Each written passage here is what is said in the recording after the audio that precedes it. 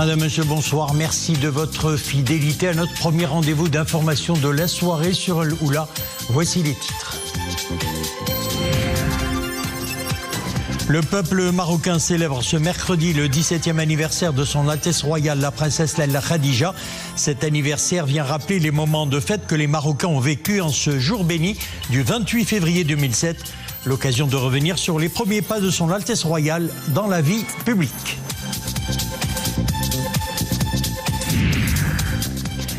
À l'approche du mois sacré de Ramadan, les campagnes de contrôle des prix s'intensifient dans les marchés et autres espaces de vente. Des marchés bien approvisionnés, les stocks sont disponibles en quantité suffisante. Reportage à suivre depuis Marrakech. Les trophées de la diplomatie publique signent le retour et récompensent des personnalités qui font rayonner le Maroc à l'international. 9 distinctions bien méritées ont été remises à des acteurs non gouvernementaux lors de cette 3e édition initiée par la Fondation diplomatique. La famille royale et l'ensemble du peuple marocain célèbrent aujourd'hui le 17e anniversaire de son Altesse royale, la princesse Laila Khadija. Un heureux événement qui confirme une fois encore l'attachement et la pleine cohésion des différentes composantes de la nation marocaine avec le glorieux trône alaouite. Iman Ablo. Cet anniversaire vient rappeler les moments de fête que les Marocains ont vécu en ce jour béni du 28 février 2007, à l'annonce par le ministère de la Maison royale du protocole et de la chancellerie de la naissance de son Altesse royale, la princesse Laila Khadija, dont la venue au monde a illuminé la Maison royale. Les manifestations de joie et de réjouissance ont fusé de partout à l'annonce de la naissance de son Altesse royale, deuxième enfant de Sa Majesté le roi Mohammed VI, après son Altesse royale, le prince héritier Moulay Hassan. Les Marocains ont exprimé sous diverses formes les marques de bonheur et de communion avec la famille royale. Les différentes villes étaient aussi de la fête, en revêtant la parade des grands jours. La célébration du 17e anniversaire de son Altesse royale, la princesse Laila Khadija, constitue une occasion de revenir sur les premiers pas de son Altesse royale dans la vie publique. En septembre 2011, c'est sous le regard bienveillant de Sa Majesté le Roi que s'est déroulée à l'école princière au Palais Royal à Rabat l'ouverture de la première rentrée scolaire pour son Altesse royale, la princesse Laila Khadija. Le souverain avait assisté à cette occasion à une séance d'apprentissage du Saint-Coran et au premier cours d'arabe et de français de son Altesse royale et de ses camarades de classe.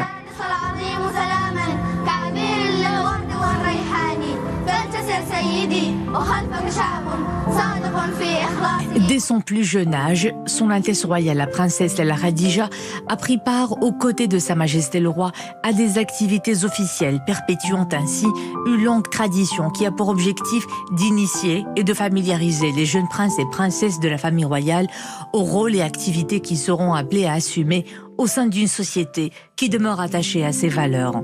L'anniversaire de son Altesse royale, la princesse Laila Khadija, est une occasion pour le peuple marocain de réaffirmer son indéfectible attachement au glorieux trône alaouite et sa mobilisation constante derrière Sa Majesté le roi Mohammed VI pour la réussite des grands chantiers lancés par le souverain au service de son peuple fidèle.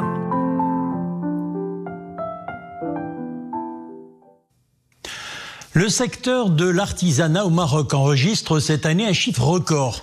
Pour la première fois, le montant des ventes des produits d'artisanat dépasse la barre du milliard de dirhams. C'est sous ce chiffre encourageant que se tient à Casablanca la 8e édition de la Semaine nationale de l'artisanat, une édition lancée en présence du chef du gouvernement Aziz Akhnouch. Cette nouvelle édition est placée cette année sous le thème « L'artisanat, un levier de développement au service du rayonnement et de la protection des patrimoines matériels et immatériels ». Le secteur est un moteur clé de l'économie nationale, rappelons-le. Il contribue à hauteur de 7% du PIB et emploie près de 20% de la population active. Le secteur renforce également l'attrait touristique du pays et représente près de 10% des recettes touristiques en devises. 350 participants de 20 pays sont de la partie, confirmant ainsi l'attrait international pour l'artisanat marocain.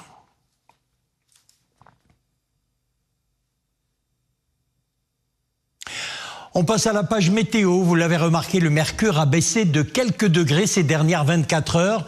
L'Atlas, le Rif, l'Oriental, le Sud-Est et les plaines intérieures connaissent un temps très froid avec des températures de l'ordre de -4 à 2 degrés. C'est le cas aussi sur le Sud-Est et les plaines intérieures avec en plus de la gelée locale et du verglas. Alors pour ce qui est des précipitations, il a été enregistré 8 mm à Ifrane, Meknes et Taza 3 mm, 1 mm à Fès, Midelt, Sidi Simene et Sawira, moins d'1 mm. Un peu plus de 10 jours nous séparent du mois sacré de Ramadan. Les marchés sont suffisamment approvisionnés en produits alimentaires, assure le gouvernement.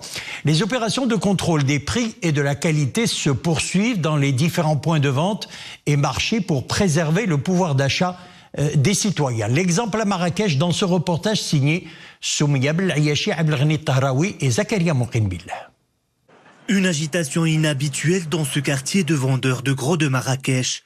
Une commission mixte de contrôle des prix et de la qualité des produits alimentaires y fait escale. Depuis quelques jours, ces locaux sont approvisionnés en quantité suffisante en prévision du mois de Ramadan. Ces dernières années, l'approvisionnement des marchés se déroule d'une façon normale. La demande affiche des niveaux stables et tous les produits sont disponibles. Je suis un habitué de ce marché. Les prix sont toujours convenables. Nous trouvons tout ce dont nous avons besoin. Contrôle des prix, de l'affichage et des dates de péremption. Les agents de la commission veillent au grain. Ils doivent lutter contre toutes les formes de spéculation et de manipulation des prix et les différentes pratiques illégales susceptibles de perturber le fonctionnement normal des marchés. Nous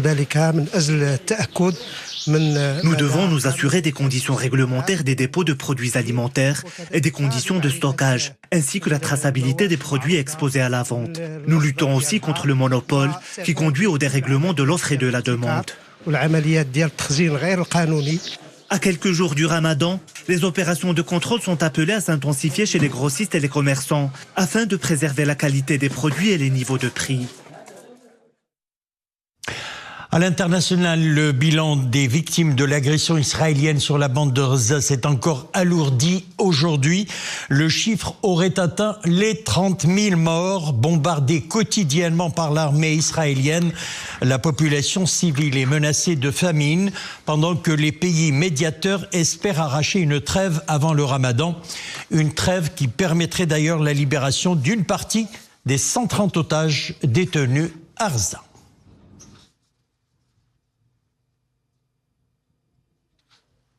Et justement, l'économie mondiale menacée par les conflits dans la bande de Gaza et en Ukraine. Le sujet est au cœur d'une réunion des ministres des Finances du G20 qui s'est ouverte aujourd'hui à Sao Paulo, au Brésil. Sont notamment présents à la réunion la secrétaire américaine au Trésor, Janet Yellen, le ministre français des Finances, Bruno Le Maire, et la directrice du Fonds monétaire international, Kristalina Georgieva. Les grands argentiers de puissances comme la Chine, l'Inde ou la Russie sont absents de ce rendez-vous de 2 jours. La crise du pouvoir d'achat et les changements climatiques sont également au menu de la réunion des ministres et des présidents des banques centrales.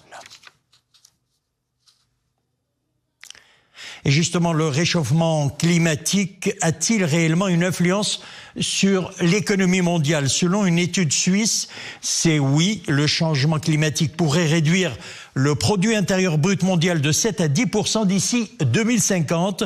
Cette étude a cherché à dresser un état des lieux des répercussions des catastrophes naturelles les plus fréquentes sur le produit intérieur d'un échantillon de 36 pays.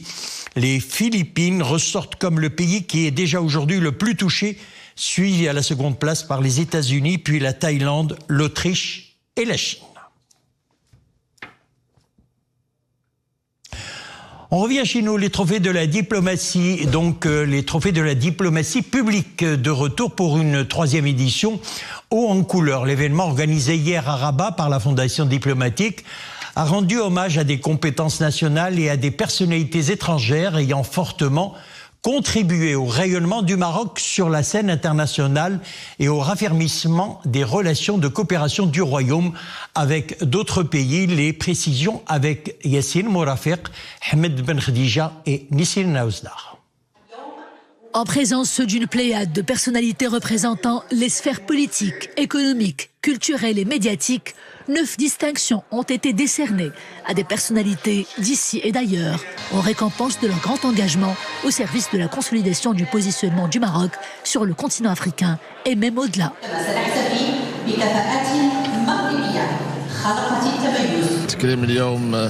Cet hommage revêt une importance particulière pour moi, surtout qu'il s'agit du prix de la culture. Comme vous le savez, la culture marocaine se distingue par sa richesse incroyable et par sa singularité remarquable. J'en suis très émue. C'est une grande consécration, un vibrant hommage, un grand honneur. Cela met en avant tout le travail jusqu'ici entrepris pour la consolidation des droits de l'homme au Maroc. C'est aussi une motivation pour aller de l'avant dans la promotion des droits de l'homme et relever tous les défis qui s'imposent dans ce sens, aussi bien au plan national que continental. La richesse et la beauté de la culture marocaine sont exceptionnelles et la culture de reconnaissance incarnée par l'événement reflète cela de manière très significative.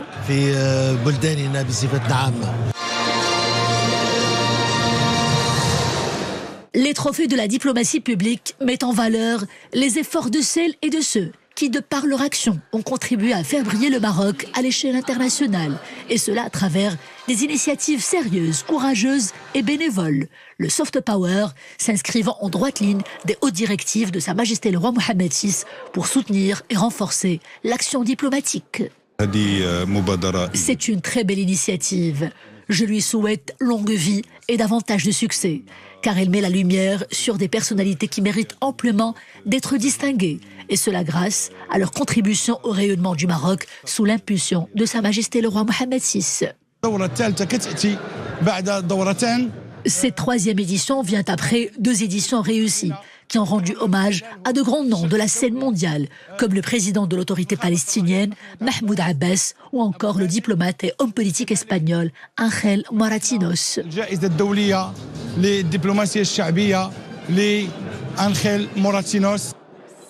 La diplomatie publique vient en appui au travail diplomatique officiel, dans un monde où l'évolution de l'action diplomatique ouvre la voie à une diplomatie parallèle.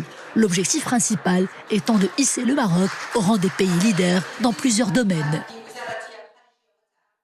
On prend à présent la direction de l'Oriental avec ses sites touristiques attrayants en montagne ou sur le littoral. Ses forêts verdoyantes et ses montagnes majestueuses, la ville de Nadour séduit à première vue. Alors, chaque semaine, des jeunes de la province organisent des randonnées à bord de quads pour permettre aux habitants et aux visiteurs de mieux découvrir la ville et sa région. Wassim Saoud, Zakaria Mouqinbillah. Réunis dans ce parking à Nador, ces pratiquants de quad et de buggy vérifient les derniers détails de leurs équipements et font le plein de carburant. Au programme aujourd'hui, une virée découverte aux environs de la ville. Et c'est parti pour une randonnée aux abords d'Ouxen, au niveau de la lagune de Marchika.